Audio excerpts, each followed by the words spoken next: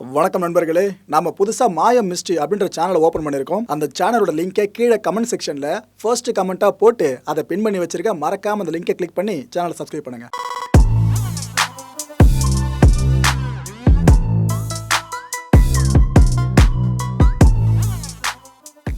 வணக்கம். Big topic with Karthik Mayakumar.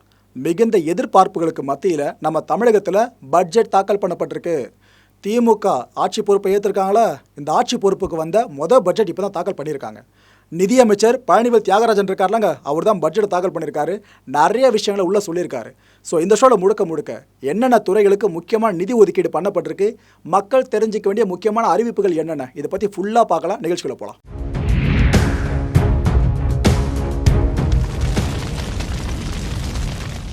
Budget அப்படின்னா என்னன்னு பார்த்தீங்கன்னா, ஒரு வீட்டுக்கு போடுற பட்ஜெட்ன்றது ஒரு மாதத்தில் முடிஞ்சிடும். இந்த மாதம் இவ்வளோ பைசா உள்ளே வந்திருக்கு, இந்த பைசா வச்சுக்கிட்டு இந்த மாதம் வரைக்கும் குடும்பத்தை ஓட்டுறதுக்கு நம்ம என்னென்ன செலவினங்கள்லாம் இதுக்கு கொடுக்கலாம், இதுக்கு எடுக்கலாம் அப்படின்னு நாம் ஒரு பிளான் பண்ணுவோம்.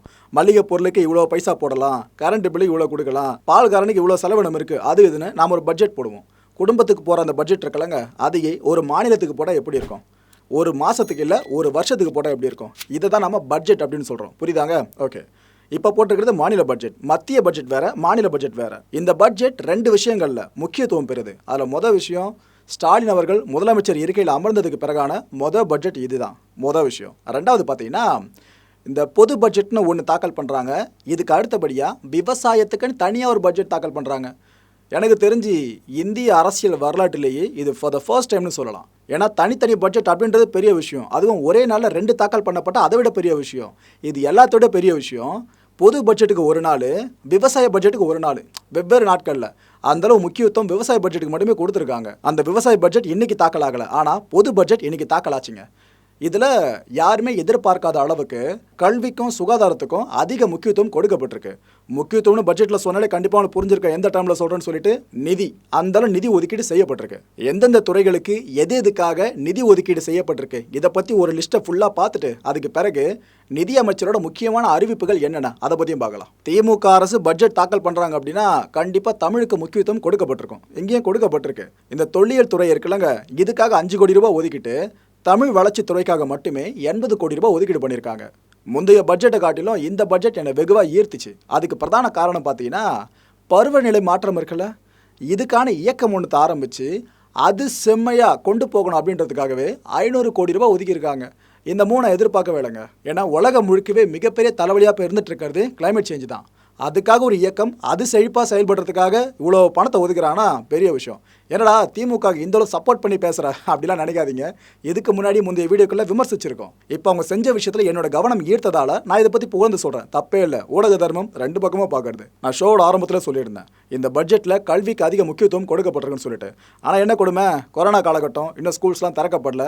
இருந்தாலும் நிதி ஒதுக்கீடு பங்கம் இல்லாமல் தான் செய்யப்பட்டிருக்குங்க. பள்ளி கல்விக்கு அதிக முக்கியத்துவம் கொடுத்து 32,599 கோடி ரூபாவை ஒதுக்கீடு பண்ணியிருக்காங்க. 20 கோடி ரூபாய் செலவில் ஸ்மார்ட் வகுப்பறைகள் தொடங்கப்படும் சொல்லியிருக்காங்க. 413 கல்வி ஒன்றியங்களுக்கு தலா 40 டேப்லெட்ஸ் வழங்கப்படும் அப்படின்னும் இதுக்காக 13 கோடி ரூபாய் ஒதுக்கப்பட்டதா சொல்லியிருக்காங்க. அனைவருக்குமான அடிப்படை கல்வி அறிவை உறுதியாக்கணும் அப்படின்றதுக்காகவே 66 கோடி ரூபாய் செலவில் எண்ணும் எழுத்தும் இயக்கம் அப்படின்ற இயக்கம் தொடங்கப்படும் சொல்லியிருக்காங்க. கல்விக்கு அடுத்தபடியா சுகாதாரத்திலையும் நல்ல ஒதுக்கீடுகள் இந்த அடி பண்ணப்பட்டிருக்கு.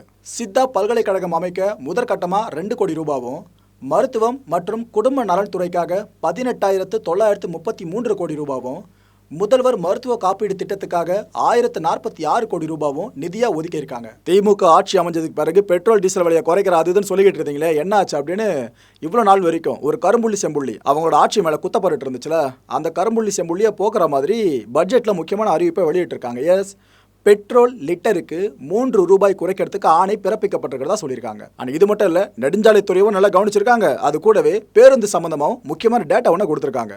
நெடுஞ்சாலைத்துறைக்கு 17,899 கோடி ரூபாவும், 1000 புதிய பேருந்துகளை வாங்குறதுக்காக 623 கோடி ரூபாய் நிதியை இவங்க ஒதுக்கியிருக்காங்க. அண்ட் பாதாள சாக்கடை திட்டம் சென்னையில் பிரதானமான திட்டமே அதுதான்.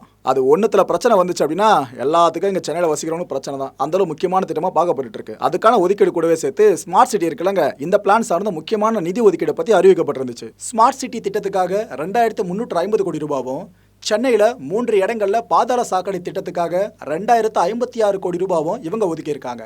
இந்த வரிசையில் தமிழகத்தோட முக்கியமான துறைகளுக்கும் நிறைய ஒதுக்கீடுகள் பண்ணப்பட்டிருக்கு. அண்ட் திமுகவோட இந்த பேசிக் ஸ்ட்ராட்டஜி பிளான்லாம் ஒன்று இருக்கும் பார்த்தீங்களா, அதை கூட அவங்க அரசு வடிவம் கொடுத்துருக்காங்க. அதுக்கும் நிதி ஒதுக்கீடு பண்ணியிருக்காங்க.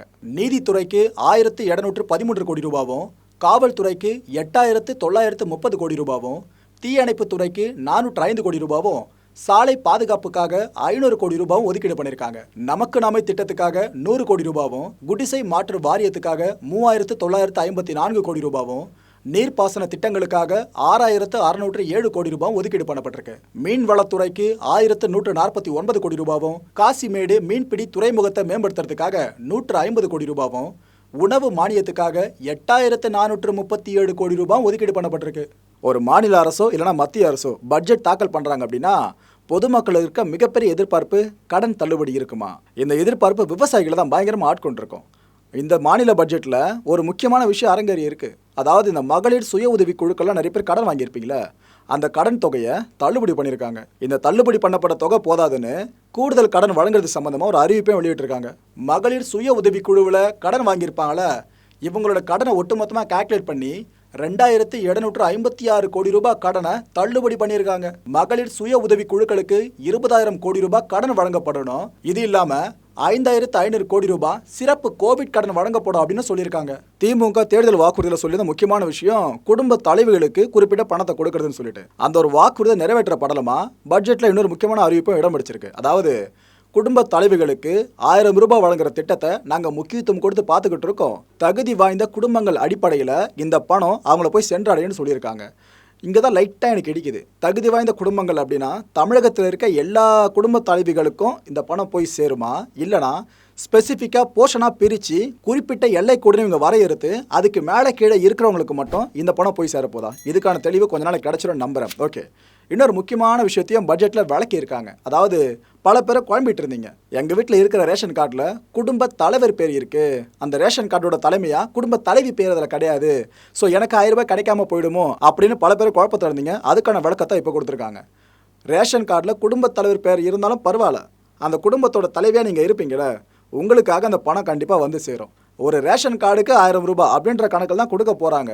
குடும்ப தலைவிகளுக்கான பிரத்யேக திட்டமாக கொண்டு வரப்பட்டதுனால குடும்ப தலைவின்ற வார்த்தை உள்ள கொண்டு வரப்பட்டுச்சு, அவ்வளோதாங்க. இதில் பல பேர் குழம்பிக்கிட்டு இந்த ரேஷன் கார்டில் குடும்ப தலைவின் பேர் இருந்தால் மட்டும்தான் 1000 ரூபாய் கிடைக்கும் அப்படின்னு நினச்சிக்கிட்டு இருக்கீங்க. அது தவறுன்னு தான் நிதி அமைச்சர் சொல்லியிருக்காரு. அண்ட் ஒன் மோர் திங், பல பேர் ரேஷன் கார்டில் இருக்க அந்த குடும்ப தலைவர் பேரை தூக்கிட்டு குடும்ப தலைவி பேரை சேர்த்துலாம் அப்படின்னு நேமை சேஞ்ச் பண்ணலாம் அப்படின்னு கூட பல பேர் யோசிச்சுக்கிட்டு இருக்கீங்க. எதுக்கும் விளக்கம் கொடுத்துருக்காங்க. குடும்ப தலைவர் பேர்லாம் சேஞ்ச் பண்ண வேணாங்க, அது இருக்கிறது அப்படியே இருக்கட்டும்.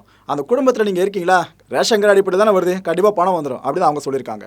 ஆதி திராவிடர் நலன் சார்ந்தா இருக்கட்டும், அறநிலையத்துறை சார்ந்தா இருக்கட்டும், விளையாட்டு சார்ந்தா இருக்கட்டும், நிறைய முக்கியமான நிதி ஒதுக்கீடுகளும் பண்ணப்பட்டிருக்கு. ஆதி திராவிடர் பழங்குடியினர் நலனுக்காக 4142 கோடி ரூபாவும், 3ஆம் பாலினத்தவர்களுக்கான ஓய்வூதிய திட்டத்துக்கு 1.5 கோடி ரூபாய் ஒதுக்கீடு பண்ணப்பட்டிருக்கு. இளைஞர் நலன் மற்றும் விளையாட்டு மேம்பாட்டுக்காக 225 கோடி ரூபாய் ஒதுக்கீடு பண்ணப்பட்டிருக்கு. ஒவ்வொரு சட்டமன்ற தொகுதிகளிலையும் 3 கோடி ரூபாய் செலவில் விளையாட்டு அரங்கங்கள் அமைக்கப்படும் சொல்லியிருக்காங்க. சென்னை நந்தம்பாக்கத்தில் 165 கோடி ரூபாய் செலவில் நிதி நுட்ப நகரம் உருவாக்கப்படும் சொல்லியிருக்காங்க. அறநிலையத்துறையைச் சேர்ந்த 187.91 ஏக்கர் கோயில் நிலங்கள் 100 நாட்களில் மீட்பு, 626 கோடி ரூபாய் மதிப்பிலான கோயில் நிலங்கள் சொத்துக்கள் மீட்பு, 100 திருக்கோவில்களில் 100 கோடி ரூபாய் செலவில் தேர் குளம் சீரமைக்கப்படும் சொல்கிறாங்க.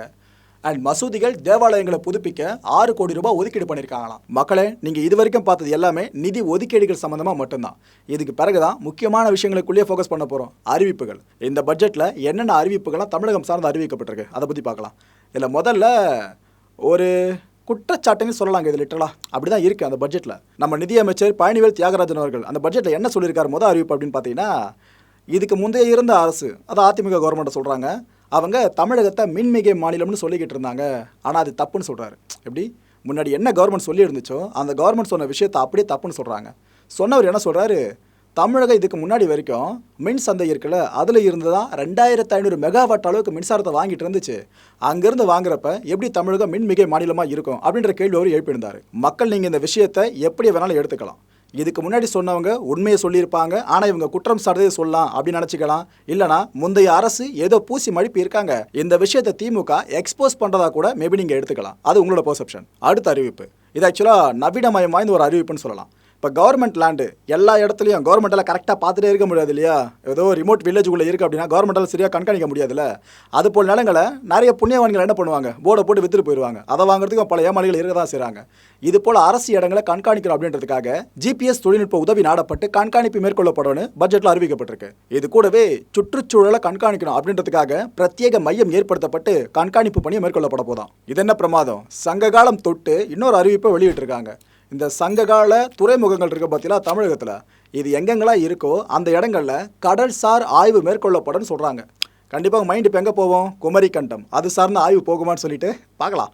நல்ல அறிவிப்பு எது வரைக்கும் கொண்டு போகிறாங்கன்னு பார்க்கலாம். செந்தமிழ் சொற்பிறப்பியல் அகர முதலி அப்படின்ற திட்டத்தின் கீழே இந்த தமிழில் இருக்க நிறைய படைப்புகள் இருக்குல்ல, இது எல்லாமே மொழிபெயர்க்கப்படும்னு சொல்கிறாங்க. அதே மாதிரி நிறைய வேற்று மொழிகள் இருக்க படைப்புகள் இருக்குல்ல, அதையெல்லாம் தமிழில் மொழிபெயர்த்தா இன்னும் ரொம்ப நல்லாயிருக்கும். இது மட்டும் கிடையாதுங்க, இது தவிர்த்து இன்னும் நிறைய அறிவிப்புகளை நிதியமைச்சர் பழனிவேல் தியாகராஜன் அவர்கள் அறிவிச்சிருந்தாங்க. 108 ஆம்புலன்ஸ்களோட எண்ணிக்கை 1303 அதிகரிக்கப்படும் சொல்கிறாங்க. 1,00,000க்கும் அதிகமான மக்கள் இருக்கிற 27 நகரங்களில் பாதாள சாக்கடை திட்டம் செயல்படுத்தப்படும்னு சொல்லியிருக்காங்க. 1921ஆம் ஆண்டு முதலான சட்டமன்ற ஆவணங்கள் எல்லாமே கணினிமயமாக்கப்படும்னு அறிவிச்சிருக்காங்க. நிதிநிலை சிக்கலை முடிக்கிறதுக்காக 3 வருஷங்கள் தொடர்ந்து முயற்சி மேற்கொள்ளப்படும் சொல்லியிருக்காங்க. பொது நிலங்களை முறையாக பயன்படுத்தணும் அப்படின்றதுக்காக அரசு நில மேலாண்மை அமைக்கப்படும்னோ, பெட்ரோல் மீதான வரி குறைப்பால் அரசுக்கு 1160 கோடி ரூபாய் வருவாய் இழப்பு ஏற்படும்னு அறிவிச்சிருக்காங்க. இனிமே ஒவ்வொரு வருஷமும் ஜூன் 3ஆம் தேதி கலைஞர் கருணாநிதி செம்மொழி தமிழ் விருதுகள் வழங்கப்படும்னோ, இந்த விருதுகள் கூடவே 10 லட்சம் ரூபாய் பரிசு தொகை வழங்கப்படும்னு அறிவிச்சிருக்காங்க. இந்த வருஷம் சிங்கார சென்னை 2.0 அப்படின்ற திட்டம் தொடங்கப்படும்னு நிதியமைச்சர் பழனிவேல் தியாகராஜன் அதிகாரப்பூர்வமாக அறிவிச்சிருக்காரு. சரி, இவ்வளோ தூரம் சொல்லிட்டப்பா, இந்த பட்ஜெட் உனக்கு எப்படி இருக்குது பார்க்குறதுக்கு அப்படின்னு கேட்டிங்கன்னா, புதிய அறிவிப்புகள் நிறைய இருக்குது. இந்த திமுக ஆட்சியில் அவங்க செஞ்சிருக்க ஒரு பிரதானமான விஷயம் என்னன்னு பார்த்தீங்கன்னா, இந்த பொருளாதாரத்தில் சக்தி வாய்ந்த அறிவு நல்லா படைச்ச அந்த குறிப்பிட்ட செக்மெண்ட்டில் அறிவு நல்லா மேலோங்கின நபர்களை இந்த பொருளாதார டீமில் ஃபார்ம் பண்ணி வச்சுருக்காங்க. அதை நான் வரவேற்கிறேன். அப்படி இருந்தால் மட்டும் தான் நல்லாயிருக்கும். ஏன்னா பொருளாதாரம் சார்ந்து எல்லாராலையும் எல்லா விதமான தெளிவான முடிவும் எடுக்க முடியாது. ரொம்ப ரொம்ப ரொம்ப ரொம்ப காம்ப்ளிகேட்டான ஒரு விஷயம் தான் பொருளாதாரத்தை மெயின்டைன் பண்ணுறது. அதுக்காக பிரத்யேக டீமை வச்சுருக்காங்க. அதில் தலை சிறந்த நபர்கள் உள்ளே இருக்காங்கன்னா கண்டிப்பாக நான் வரவேற்கிறேன். அவங்களோட உதவியின் பேரில் இந்த பட்ஜெட் முழுக்க முழுக்க போடப்பட்டிருக்க மாதிரி எனக்கு ஒரு பிம்பம் ஏற்படுது. எதை வச்சு சொல்கிறேன்னா, இந்த கிளைமேட் சேஞ்சு சார்ந்து கூட 500 கோடி ரூபாய் ஒதுக்குறேன்னு சொல்கிறாங்கன்னா கண்டிப்பாக உள்ள மாற்றங்கள் நிகழ்ந்துக்கிட்டு இருக்குன்னு தான் அர்த்தம். ஒரேடியாக தூக்கி பேசுகிறேன் அப்படிலாம் நினைக்கவே நினைக்காதீங்க. தயவு செஞ்சு நான் திரும்ப திரும்ப பதிவு பண்ண விரும்புகிறேன். நல்ல விஷயமா இருந்தால் பாராட்டலாம், தப்பே இல்லை. கெட்ட விஷயமா இருக்கா விமர்சனம் பண்ணலாம். அதுதான் தொடர்ந்து நம்ம பண்ணிக்கிட்டு இருக்கோம். இதுலேயும் அதே தான். இந்த பட்ஜெட்டுக்கு நான் மதிப்பெண் கொடுக்குறதா இருந்தால், இந்த பட்ஜெட்டில் சொல்லப்பட்டிருக்க எல்லா விஷயமும் நிறைவேற்றப்படுறதா இருந்தால் 70 மதிப்பெண் கொடுக்கலாங்க. ஆனால் நிறைவேற்றப்படாமல் வெறும் வார்த்தைகளாக மட்டும் இருந்துச்சுன்னா இது மக்களுக்கு மிகப்பெரிய ஏமாற்றம் தான். அதில் எந்த மாற்று கருத்தும் கிடையாது. இதை பற்றி நான் சொல்கிறத விட பழனிவேல் தியாகராஜன் அவர்களே இந்த பட்ஜெட் உரையை வாசித்து முடிச்சதுக்கப்புறம் ஒரே லைனில் சொல்லியிருந்தாப்புல. என்ன சொன்னார்னா, நிறைய ஒதுக்கிட்டோம், கொஞ்சம் புதுசாக போட்டிருக்கோம். இந்த வார்த்தையில் அவரே சொல்லியிருந்தது தான். புரியுதா? இதுதான் பட்ஜெட்டோட சாராம்சம். என் பர்செப்ஷனில் பட்ஜெட் எப்படியா இருந்துச்சு அதை நான் சொல்லிட்டேன். பழனிவேல் தியாகராஜன் அவர்கள் அவரோட பர்செப்ஷனில் என்ன சொல்லியிருக்காரு அதையும் பார்த்துட்டோம். அடுத்தபடியாக பொதுமக்கள், அரசு ஆள்ற கடவுள் நீங்கள் தான். நீங்கள் என்ன நினைக்கிறீங்க இந்த பட்ஜெட்டை பற்றி? உங்களோட பதிலை கமெண்ட் பாக்ஸில் கமெண்ட்டாக லீவ் பண்ணுங்கள். அடுத்த ஷோவில் மீட் பண்ணலாம். நன்றி, வணக்கம்.